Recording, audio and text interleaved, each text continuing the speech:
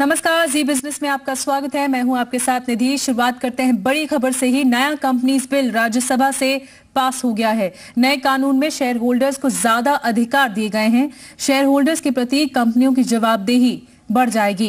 वहीं share holder कंपनियों के खिलाफ क्लास एक्शन सूट दाखिल कर सकेंगे। बड़ी वजह बतानी पड़ेगी। कंपनी कानून में कॉर्पोरेट अफेयर्स मंत्रालय के तहत आने वाले सीरियस फ्रॉड इन्वेस्टिगेशन ऑफिस को ज्यादा अधिकार दिए गए हैं।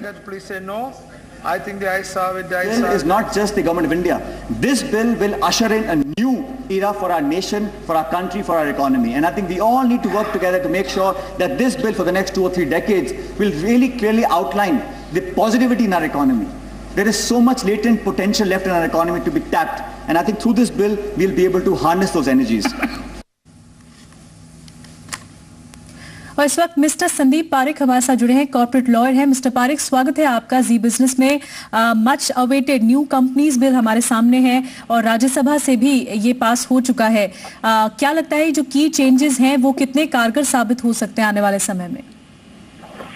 देखिए, इसमें पहली बात अगर मैक्रो पर्सपेक्टिव से देखें तो इसमें काफी कुछ आपको दिखाई नहीं देगा, क्योंकि इसमें जो पार्लियामेंट ने एक्ट जो पास किया है उसमें सेक्शंस कम है और ज्यादातर जो रूल मेकिंग पावर है ये मिनिस्ट्री बनाएगी।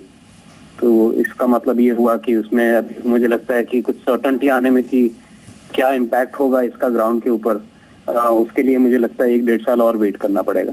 पर ब्रॉडली ये जो आपने हाईलाइट की ये सारे काफी पॉजिटिव हैं, क्योंकि कंपनीज एक्ट अपना जैसे कि आपको मालूम है 1956 का काफी पुराना हो चुका है। तो मॉडर्न कंपनीज एक्ट का बहुत सालों से जरूरत थी और 1993 से पार्लियामेंट ट्राई कर रही है नया एक्ट लाने की। बिल्कुल।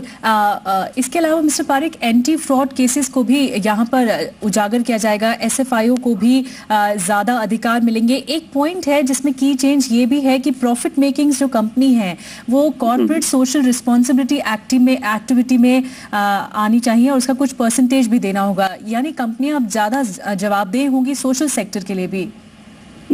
जी, इसके लिए आप कैसा देखते हैं? क्या ये एक पॉजिटिव कदम होगा? नहीं, मेरे हिसाब से अननेसेसरी था ये करना। सोशल सेक्टर में आप एक तो कंपलसरी नहीं है, आपको नहीं देना है तो आपको एक्सप्लेन करना पड़ेगा। और दूसरा मेरे हिसाब से ये सोशल सेक्टर का जो एम्फेसिस है, कंपनीज ऐसे भी जो कुछ भी फॉर प्रॉफिट जो काम करती है, एम्प्लॉयमेंट जनरेट करती है, प्रोडक्टिविटी करती है, तो कंपनी का ये मेन मुद्दा नहीं है कि 2% गिफ्ट में दे। अगर गवर्नमेंट को देना है अपने पॉकेट से पैसा बांटना है, जैसे कि लैपटॉप बांटना है, तो इस टाइप का डिस्टिंग कंपनी के ऊपर नहीं थोपना चाहिए जी। पर खैर अभी तो आ गया है तो कंपनीज को इम्प्लीमेंट करना पड़ेगा शायद। ओके, मिस्टर पारिक बहुत बहुत धन्यवाद। इसके अलावा हमारे साथ मिस्टर अश्विन पारिक भी जुड़े हैं। मिस्टर पारिक, स्वागत है आपका। आपका क्या मानना है जो की चेंजेस हैं नए बिल में, नए कंपनीज बिल में, उसके मुताबिक कितना फायदा होगा आगे चल के सोसाइटी को और investor protection, better corporate governance के लिए आप कितना समझते हैं कि नया बिल कारगर साबित होगा?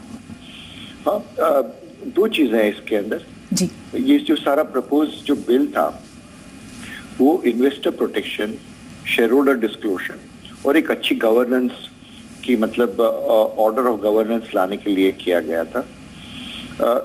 सवाल ये है कि जिस किस्म का ऑर्डर ऑफ गवर्नेंस और जिस मतलब किस्म का हम लोग ट्रांसपेरेंसी वगैरह जो देखना चाहते हैं या डिस्क्लोजर देखना चाहते हैं, उसके हिसाब से investors, share holders, external public, regulators को बहुत ही फायदा होगा, क्योंकि ट्रांसपेरेंसी और गवर्नेंस एक अच्छी तरह से।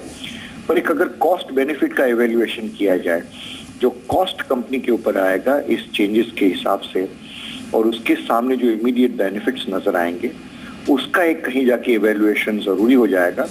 बिकॉज मैं ये देख रहा हूँ, ये समझ रहा हूँ, ये डिबेट जब छिड़ा था, जब प्रपोज बिल के जो अमेंडमेंट जो नए लाए गए, नए क्लॉजेस जो ऐड किए गए, उसके ऊपर एक अच्छी सी डिबेट हुई थी आगे भी। और मैं ये समझता हूँ कि बहुत सारी चीजें ऐसी हैं जो बहुत ही फायदे कारक है इकोनॉमी के लिए, पर उसके लिए कंपनीज के ऊपर कॉस्ट बहुत ही ज्यादा हो जाएगा मेरे हिसाब से।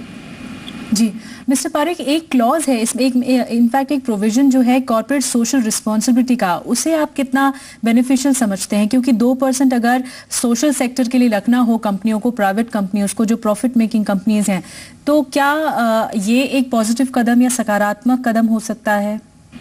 देखिए, जहां तक मतलब एक कंपनीज एक्ट का प्रोविजन है, वहां तक ये बिल्कुल एक हिसाब से इसको सकारात्मक मतलब कंस्ट्रक्टिव इसको गिना जा सकता है।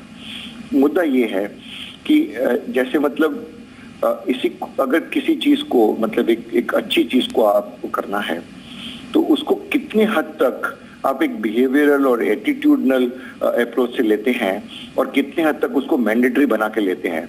अगर हम लोग बहुत ज्यादा मैंडेटरी उसको पुश करते हैं तो नतीजा वही होगा, जो ऑनेस्ट कंपनीज हैं, जो मतलब वाकई में CSR में समझती हैं, उन लोग अपने आप से इरिस्पेक्टिव ऑफ, जैसे मतलब एक एक्ट ने 2% का या एक जिम्मेवारी रख दिया, उसके बाहर जाके भी अपने आप से उन लोग करेंगे।